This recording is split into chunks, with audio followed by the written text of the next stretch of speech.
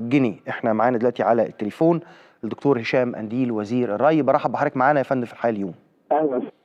اهلا بحضرتك. يا ريت نعرف بالظبط ايه نوعيه المشروعات اللي تم فتحها النهارده، كلفت 175 مليون جنيه، ايه اللي مطلوب منها او ايه اللي متوقع منها؟ هو احنا النهارده كان يعني الحقيقه الاساس كان تفاقم مشروعات في حمايه الشواطئ، لكن انتهزنا الفرصه في محافظه كفر الشيخ وافتتاح محطه طلمبات كتيره.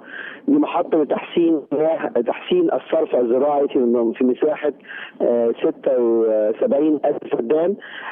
من الناحيه الاخرى برضه زرنا اعمال الحمايه في مناطق قريه برولوس وفي راس البر، ويعني عشان موضوع اخطار ارتفاع مياه البحر والتغيرات المناخيه، فكان الغرض منها تفقد الاعمال الجاريه سواء لاعمال الحمايه الصحيه من خلال المنشات او اعمال الحمايه الطبيعيه من خلال الكثبان الرمليه وتسديدها والمحافظه عليها.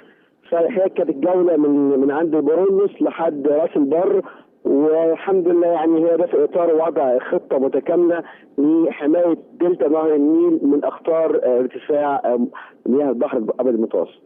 دكتور هشام قنديل وزير الري والموارد المائيه، بشكرك يا فندم على وجودك معنا في الحلقة.